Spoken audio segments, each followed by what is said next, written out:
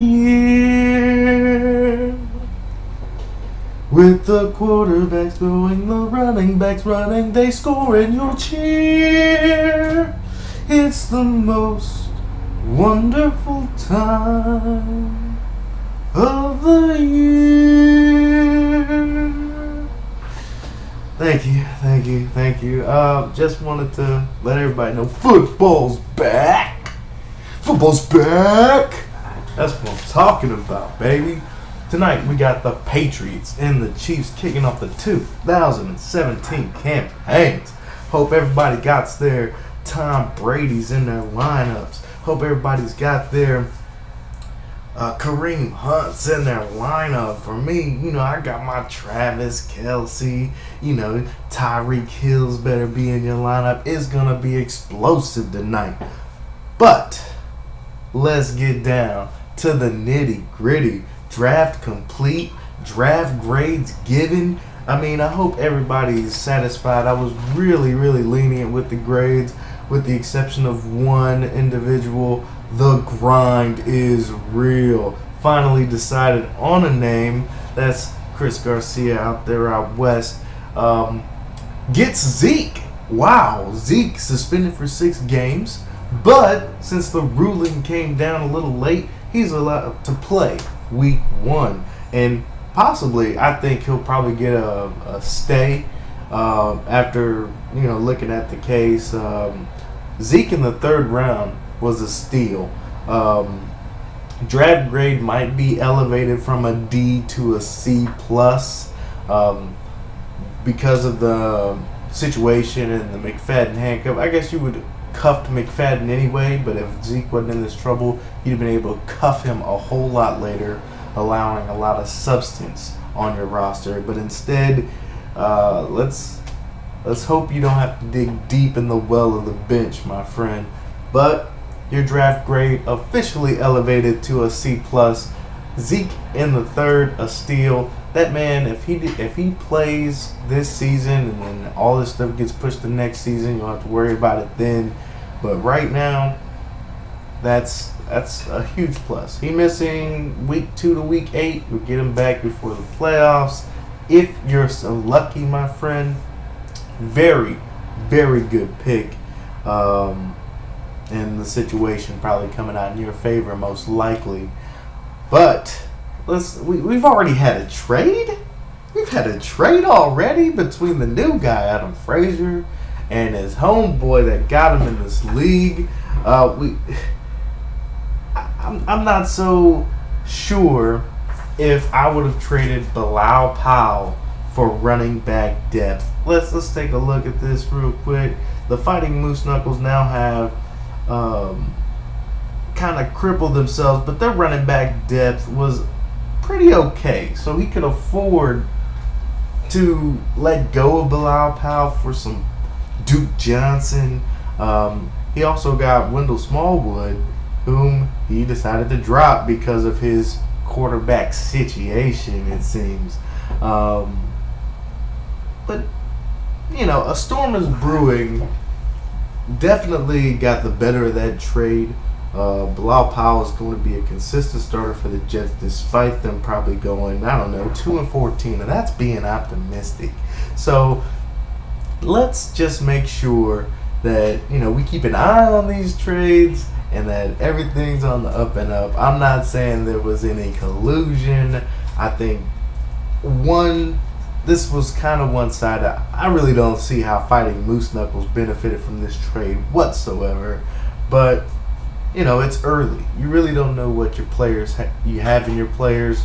So trading right now, easy enough to do. It gets passed.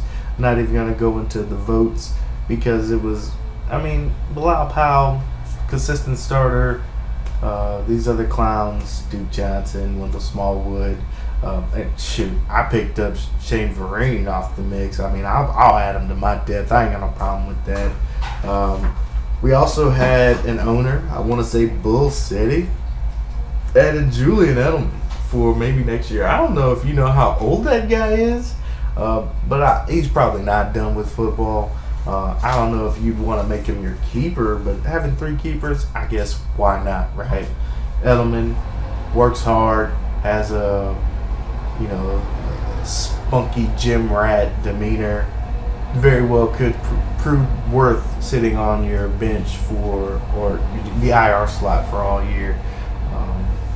Interesting waiver wire movement, especially for week one. Shout out to Willie Snead for his suspension, crippling. Down goes Frazier, and our hearts are with everybody who had to bench week one potential starters due to Hurricane Irma.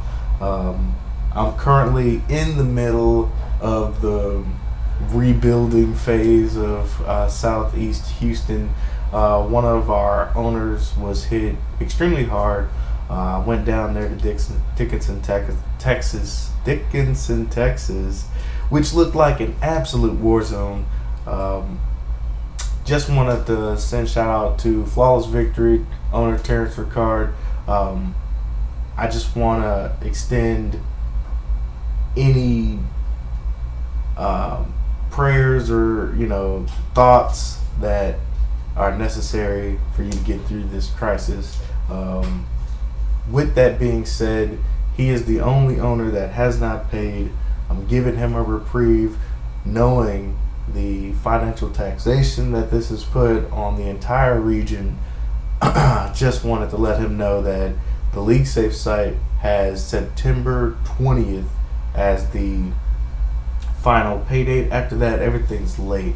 So I've enabled late fees. I normally don't do this. I'm a stickler for paying on time, especially before the first game. But natural disasters will take precedent over this particular situation. Bear with us. Everyone will pay. That's not even a question in my mind, especially with his draft. I know that man ain't going nowhere with OBJ and crew. Moving on, let's get down to the brass tacks of this video, right? I get my weekly projections. I get my weekly predictions based off those, owners that are wheeling and dealing, making moves. So, what I want to do is go line by line, matchup by matchup on who's going to win these games, so it'll put your mind at ease, right? Let's go ahead and start off with my game of the week. Now, it's a shocker that it's not me. I'm not the game of the week, gentlemen, because let's be honest, I'm probably going to roll my opponent into submission, and he's just going to cry for mercy. But let's wait on that real quick. Game of the week, Chicago Chalupas versus A Storm is Brewing, right? I chose this game particularly because it's the champion's debut. And with everything said and done, I do believe the champ is going to win this game, but it will be close. I feel that Aaron Rodgers will have enough against the Seattle Seahawks to give him a statistical advantage over, say, anybody in the quarterback position for A Storm is Brewing. Who I do like is the Monday matchup with Keenan Allen. If Keenan Allen goes off, scores a couple touchdowns, gets 100 yards, this could swing, because I really don't think that besides Antonio Brown and a healthy Jordan Reed, which it's week one, the guy should be healthy, right? I just feel that the explosiveness factor is with Chicago Chalupas, but there are a few, wrinkles in A Storm is Brewing's roster that could potentially lead to a champion going 0-1. But the winner of that match, Chicago Chalupas. Moving on, we'll go ahead, since I previewed my victory, let's go with Miami Dice and Disabled Vigilantes. So we got a decent matchup. I have myself winning, obviously. Now, with Mike Evans gone, thanks to Hurricane Irma, this is almost unfair. Kelvin Benjamin has a chance to maybe blow up with Cam Newton. that situation will be heavily monitored by myself in San Francisco, but I don't think Kelvin Benjamin will be the highlight of that game. No sirree, Bob. It'll be Pierre Garçon. Pierre Garçon in that Kyle Shanahan offense, which I am very familiar with being a Houston Texan, as Garrett Kubiak ran that offense for several years. Pierre Garçon will be looking like Andre Johnson to me with that number 15 on his jersey. But I digress. I have Le'Veon Bell. I have Todd Gurley. I have Matty Ice, the MVP. As you can see in this frame, my entire roster is on here just to let you know this ain't no game. I'm going to be playing Travis Kelce and Chris Hogan tonight. Those guys are just we're going to light up the scoreboard in Gillette right now. This ain't no defensive battle. We're going to air it out. Disabled Vigilantes for the win. Unfortunately, Miami Dice will be going 0-1. Moving on. 2, we got Classy Strippers. And that's a classic name, especially for this league. Beautiful name. We now have Aaron Hill going with a team name that is for a guy on his bench. Maybe Danny Woodhead will become a relevant starter in this league, but for now, he even knows that his team name is benchworthy. Woodhead Hunting. So we got Kirk Cousins, Kareem Hunt, and Christian McCaffrey, right? I look at these rookie running backs coupled with these wide receivers and quarterbacks. That's how I'm going to determine this week 1 matchup. Who do I have winning it? It's Woodhead Hunting, despite his awful name. Christian McCaffrey and Kareem Hunt definitely going to be potentially more explosive than Dalvin Cook and Joe Mixon, I think, early on. I still think Dalvin Cook and Joe Mixon have some work after what I've seen through the preseason and inside training camp. I just think they have more work to do in order to supplant those incumbents. Marcus Mariota, though, definitely worth a look. I think against Oakland, it may not be so. People are down on Oakland. I'm not down on it. You only need Khalil Mack and Bruce Irvin on your defense. The rest of them fools will fall in line. So, but I just think that Aaron Hill's team, Woodhead Hunting, is a little more fleshed out, even without Devontae Parker due to Hurricane Irma. Doug Baldwin, Martavius Bryant, these guys are going to show up week 1. There's no doubt in my mind. Unfortunately, the worst name will win this. Woodhead Hunting with the victory. Next, we go to Bull City, and the grind is real. You gotta be welcome to the hustle. And, from Hustletown, Texas, I can relate. So, who do I have winning this matchup? Let's get real. Bull City is just going to dominate this. I mean, Zeke's back. Yay. He gets to play the Giants, which bottled him up consistently. That Giants defense only getting better. Eli Apple roaming the secondary. You got Olivier Vernon sealing the edge, pinching everything down. This Giants defense is going to eat the Cowboys up in their own stadium with all this turmoil going on. Zeke's not a good play. But you know who is a good play? David Johnson. And I don't care if this man was playing the 8-5 Bears. David Johnson is a beast. He's almost as good as Le'Veon Bell.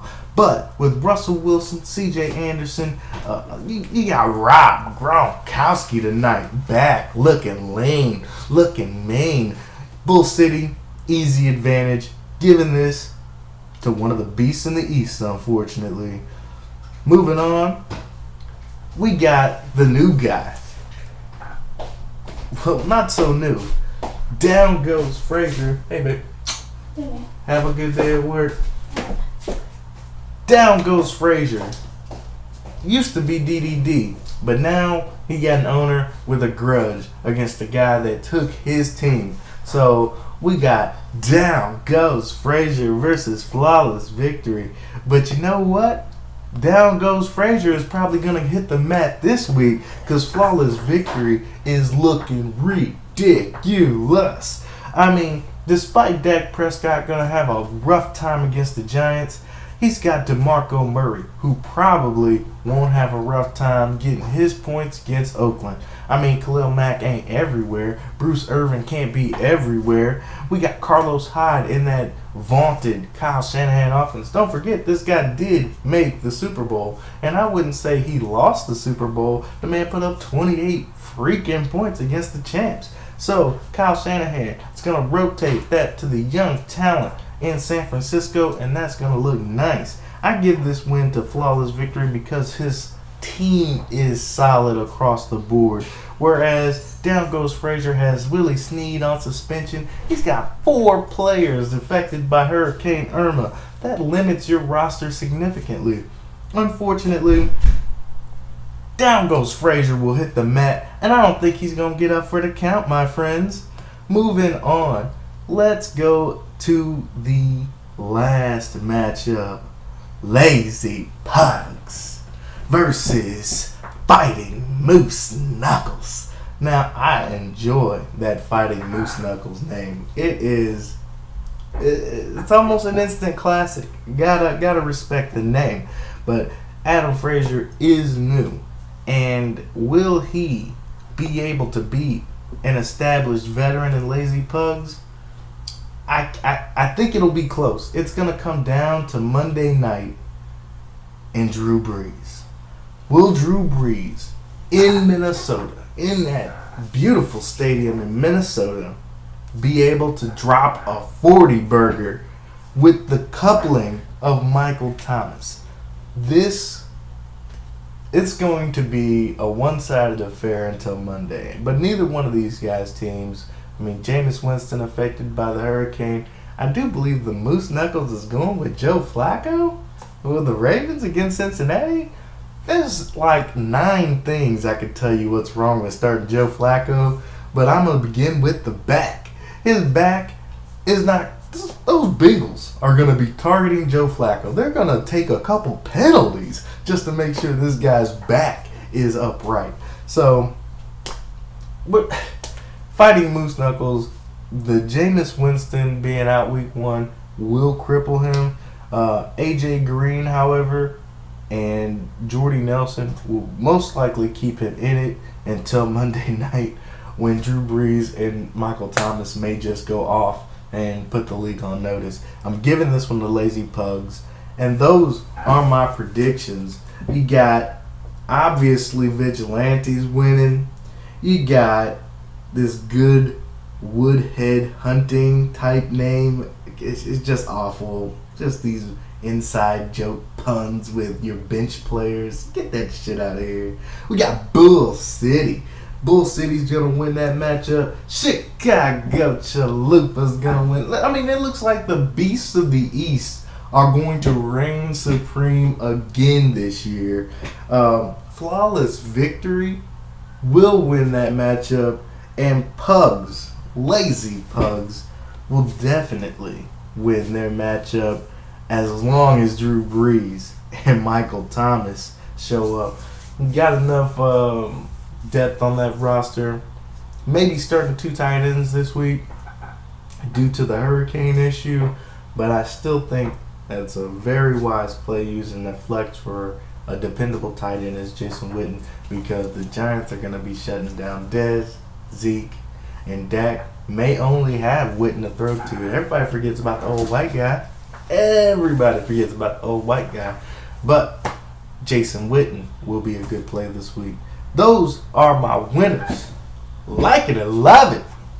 But, you know, you gotta love it. So, like it or love it. Those are my week 1 picks. I hope everybody enjoys kick off day.